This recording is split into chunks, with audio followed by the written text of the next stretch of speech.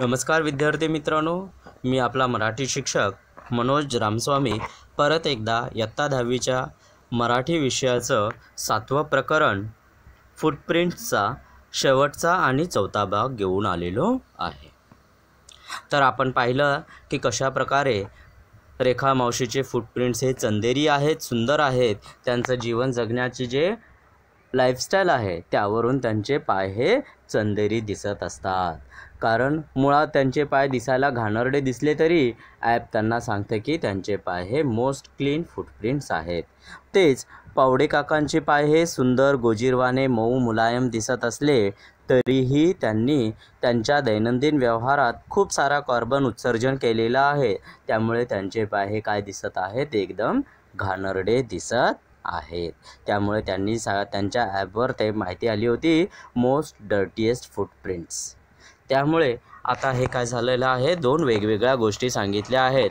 ॲपमध्ये वेगळं दिसतं आणि प्रत्यक्षात काही वेगळंच दिसत होतं। त्यामुळे त्यांनी आता काय केलं, पुढचा भाग बघूया कसं हे सगळ्या गोष्टी आहेत त्या समजून घेऊया। सुमित बोलत होता, बाप रे, आपण फरशी घाण होण्याची गोष्ट करतो पण आपण तर अवघं वातावरणच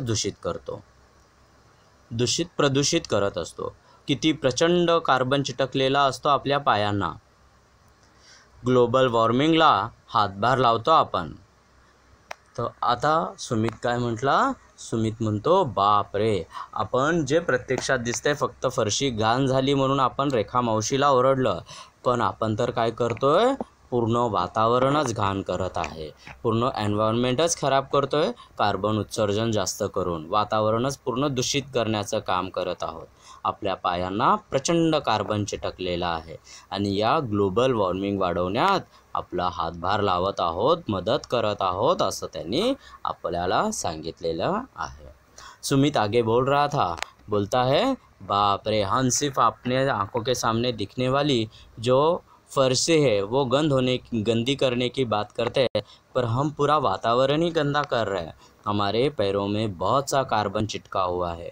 प्रत्यक्ष में कार्बन चिटका नहीं है तो ये क्या है, तो हमने हमारे जीवन शैली में कार्बन उत्सर्जन ज़्यादा कर रहे हैं। ज़्यादा से ज़्यादा कार्बन हमारे पास से इस वातावरण को जा रहा है। इसीलिए हम क्या कर रहे हैं, इस ग्लोबल वार्मिंग को सहाय्य कर रहे हैं, मदद कर रहे हैं। तो ये हमें नहीं करना चाहिए, ये सुमित कहना चाहता है। दूषित ग्लोबल वॉर्मिंग, वैश्विक ऊर्जा, हातभार लावणे, मदत करणे। तापाने फणफणली आपली धरती, आपल्या पायाला चिकटलेला हा कार्बन आपल्याला धुवायला हवा। तर पुढे सुमित म्हणतो, आता आपल्या वैश्विक ऊर्जा म्हणजेच ग्लोबल वॉर्मिंगमुळे ही धरती काय झालेली आहे, तापाने फणफणलेली आहे।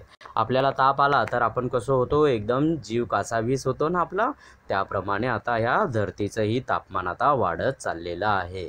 त्यामुळे आता आपल्याला काय करायला पाहिजे, आपल्या पायाला लागलेले हे कार्बन धुवायला पाहिजे।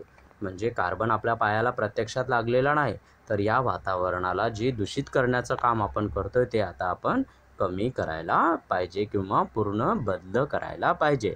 म्हणजे आपली जीवनशैली आपण त्याप्रमाणे बदलायला पाहिजे, असं तो सांगत आहे।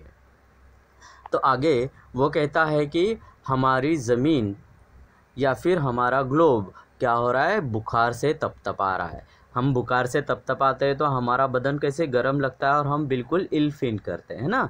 तो उसी तरह क्या हो रहा है, हमारे पैरों से या हमारे दैनंदिन वातावरण से जो भी कार्बन हम उत्सर्जित कर रहे हैं उससे क्या हो रहा है, ये पृथ्वी नष्ट होने की कगार पर है। इसीलिए अभी हमें क्या करना चाहिए, हमारे फुटप्रिंट्स पे जो भी कार्बन लगे हैं उसे अब हमें धोने की ज़रूरत है। मतलब हमें अब हमारी जीवन शैली में परिवर्तन करना चाहिए ताकि हम कम से कम कार्बन इस वातावरण में छोड़ सकें। तो इसीलिए अब ये बात समझने के बाद एक जन क्या बोलता है, देखो, मी ठरवलं, मी कॉलेजला जाताना सायकल वापरणार। मला माझे पाय रेखा मावशीसारखे चंदेरी हवेत, स्नेहल गईवरून म्हणाली।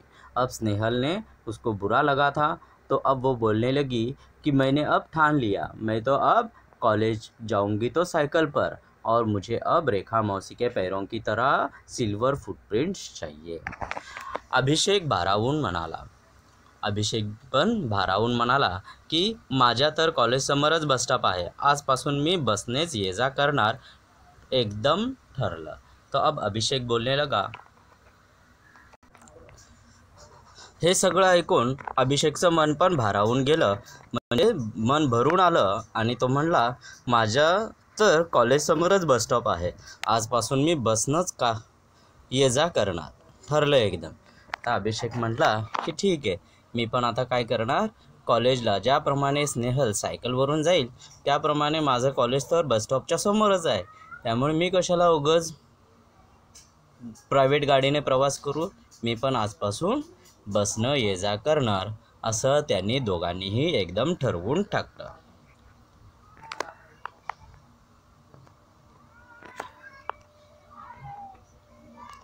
हे सगळं ऐकून अभिषेकचे बाबा म्हणत होते, खरंय पोरांनो, आजकाल चालणं, सायकल वापरणं विसरूनच गेलो आहे आपण.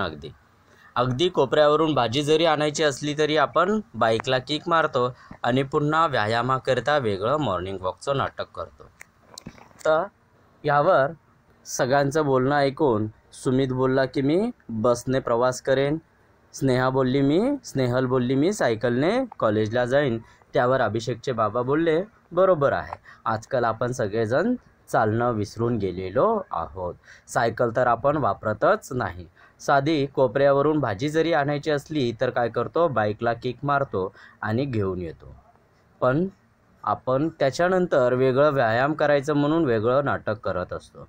म्हणजे आपण आता काय करायला पाहिजे, आपल्या जवळपासच्या एरियामध्ये जर कुठे जायचं असेल तर आपण काय करायचं, त्या बाईकचा उपयोग न करता सायकलचा किंवा चालत जाण्याचा प्रयोग करावा, जेणेकरून कार्बन उत्सर्जन पण होणार नाही, व्यायाम पण होईल आपला आणि मग वातावरण पण चांगलं राहील आणि व्यायाम पण होईल. बसनं प्रवास करणं तर आपल्याला कमीपणाचं वाटतं, बरोबर, आजकाल लोकांना बसनं प्रवास करणं हे काय असतं, कमीपणाचं वाटत असतं. तो अभिषेक के पापा अब उस सब लोगों को बताने लगे कि आजकल हम चलना भूल गए हैं, साइकिल तो हम यूज़ ही नहीं करते, साइकिल यूज़ करना हमें कमपना का लगता है. अगर हमें कॉर्नर से कोई सब्जी वब्जी भी लानी हो तो हम क्या करते हैं, बाइक को किक मारते हैं और सब्जी लेकर आते हैं, और फिर बाद में वज़न बढ़ गया करके हम मॉर्निंग वॉक अलग से करते हैं. तो उनका कहना है कि हमें अगर हमारे घर के आसपास के एरिया में कहीं जाना है तो हमें क्या करना चाहिए, वॉकेबल डिस्टेंस है तो पैदल चलना चाहिए या फिर साइकिल का इस्तेमाल करना चाहिए, ताकि हमारा एक्सरसाइज भी होगा और साथ में मॉर्निंग वॉक का जो नाटक है वो भी बंद हो जाएगा. उन्होंने आगे कहा कि आजकल हमें बस से ट्रैवलिंग करना मतलब क्या लगता है, कम दर्जे का लगता है, मतलब हमारी जो लेवल है सोसाइटी की लेवल का हिसाब ये करते हैं हम लोग और हमें कम लगता है. पण आपल्या पायांना चिटकलेलं कार्बन प्रमाणात ठेवण्याकरता public transport is a must, अभिषेकचे बाबा म्हणाले. पर त्यांना असं म्हणायचं होतं की जर आपल्याला आपल्या पायात चिटकलेला कार्बन म्हणजे आपल्या दैनंदिन वातावरणात जो कार्बन सोडण्याचं प्रमाण आहे ते जर कमी करायचं असेल तर आपल्याला पब्लिक ट्रान्सपोर्टचा उपयोग करायलाच पाहिजे. तर म्हणजे कुठले तर आपल्याला बाहेर प्रवास करायचा असेल तर ट्रेनने करू शकतो, टॅक्सीने करू शकतो किंवा बसचा वापर करू शकतो. आपली पर्सनल बाईक किंवा एखादी कार घेऊन गेलो तर तेवढ्याच कार्बन उत्सर्जनात कमी लोक प्रवास करतात, त्यामुळे काय आहे, वातावरण जास्त दूषित होतं. त्यामुळे आता आपल्याला काय करायला पाहिजे, पब्लिक ट्रान्सपोर्टचा उपयोग करायला पाहिजे, जेणेकरून कमीत कमी कार्बन उत्सर्जन होईल. तो उसके पिताजी और कहते हैं कि हमारे पैरों में या फिर हमारे वातावरण में जो कार्बन छोड़ने का हमारा प्रमाण है वो अगर हमें कम करना है तो हमें एक चीज़ करनी पड़ेगी, वो है पब्लिक ट्रांसपोर्ट का इस्तेमाल करना पड़ेगा. पब्लिक ट्रांसपोर्ट मतलब रेलवे, टैक्सी, बसेस, इनका इस्तेमाल अगर हम करेंगे तो उनके बहुत से लोग एक साथ ट्रैवल तो कर ही पाएंगे, साथ में जो कार्बन हमारे वातावरण में जा रहा है वो भी कम हो जाएगा. ये सब बोलते बोलते रेखा मावशी सगळ्यांचं बोलणं लक्ष देऊन ऐकत होती. बोलता बोलता हलकेच त्यांनी आपल्या पायाचे फरशीवरचे ठसे ओल्या पडक्याने पुसून घेतले. ये सब सुनते सुनते अब क्या हो गया, रेखा मौसी ने अपने पैरों के जो फर्शी के गंदे निशान थे वो उसने पोंछ दिए. पाहिलं किती सहजपणे पुसले आपल्या मळलेल्या पायांचे ठसे रेखा मौसी सुमित म्हणाला। सुमित ने कहा, कितने आसानी से पोंछ दिया, देखो रेखा मौसी ने अपने पैरों के गंदे वाले निशान, ये निशान तो हम आसानी से पोंछ सकते हैं, पण आपल्या पायाचे वातावरणावर उमटलेले ठसे मात्र आपल्याला इतक्या सहजतेने नाही बरं पुसता येणार। त्याकरता आपल्याला झाडं लावावी लागतील। या हिरवंगर्द झाडांनी आपली काळी कुट्ट पावले थोडी तरी उजळ होतील। सुमित भरभरून बोलत होता। तो आके पुढे काय म्हणतोय तो, जर आपल्याला रेखा मौसीने त्यांचे मळलेले पायाचे ठसे एका मिनिटात काही क्षणातच पुसून टाकले, पण आपण जे वातावरण दूषित करतो आहोत, आपल्या पायामुळे वातावरणावर जे काळे ठसे उमटलेले आहेत, त्यामुळे काय होतंय, ते सहजासहजी पुसता येणार नाही। त्यासाठी आपल्याला काय करावं लागेल, झाडं लावावी लागतील। आणि जेव्हा आपण जास्तीत जास्त झाडे लावू तेव्हा काय होईल, आपली ही काळी कुट्ट पाय थोड़ी तरी उजळ होतील, असं सुमित म्हणत होता। तो रेखा मौसी ये सब सुनते सुनते फर्शी पोंछ रही थी। फर्शी पोंछने के बाद देखा तो उसके पैर, उसकी फर्शी उसने साफ़ कर दिया। तो सुमित ने कहा, देखो रेखा मौसी ने तो 1 मिनट के अंदर उसने जो गंद किया था वो पोंछ दिया और साफ़ हो गया। पर हमारे वातावरण में हमने जो कार्बन डाइऑक्साइड, हम सब लोग जो साफ़ सुथरे होने का नाटक करते हैं, वो लोग क्या है, हम ज़्यादा गंद फैला रहे हैं, तो उनको साफ़ करने का काम हमें करना चाहिए। इसीलिए अब हमें एक काम करना पड़ेगा कि हमारे वातावरण में कम से कम कार्बन डाइऑक्साइड छोड़ना पड़ेगा। उसके लिए ज़्यादा से ज़्यादा पेड़ लगाने पड़ेंगे, तभी क्या होगा, हमारे पैरों से हमने जो कार्बन जो फैलाया है वो अब थोड़ा सा कम होगा, हो ना। नाही तर आपण तसंच धावत राहू मळलेल्या पायांची माणसं बनून, पावड़े काका बोले। फिर अब पावड़े काका बोले, हाँ, नहीं तो क्या होगा, हम ऐसे ही दौड़ते रहेंगे, हमारी ज़िंदगी ऐसे ही गंद करते रहेंगे, हम दौड़ते, हमारे मैले पैरों से ही इस वातावरण को गंदे करते रहेंगे और काले पैरों के इंसान बनकर रह जाएंगे, ऐसे पावड़े काका बोले। आणि त्या निळाशार तुकड्यावर चांदणं उमलल्याचा त्यांना भास झाला। और फिर अब उनके आँखों में अब ऐसे लगने लगा कि उनके उस नीले वाले टुकड़े पे, फुटप्रिंट के टुकड़े पे अब चांदनी की चमक आ रही है। मतलब आशा की एक किरण अब पावड़े काका के चेहरे पर से दिखने लगी थी। मतलब अब पावड़े काका का मन भी अब परिवर्तित हो रहा था। और उसी तरह हमने भी क्या करना चाहिए, हमारे रेगुलर लाइफ में जो रूटीन लाइफ है उसके अंदर कम से कम कार्बन उत्सर्जित हो, इसका ध्यान रखना चाहिए। कहीं जाते हैं तो पब्लिक ट्रांसपोर्ट का इस्तेमाल करना चाहिए। ज़्यादा से ज़्यादा प्रयास करना चाहिए कि पेड़ लगाए, ताकि वातावरण दूषित होने से बच सके और हम इस ग्लोबल वॉर्मिंग का मुकाबला अच्छे से कर सके। पुढे हा स्वाध्याय दिलेला आहे, तो पूर्ण करावा ही अपेक्षा आहे।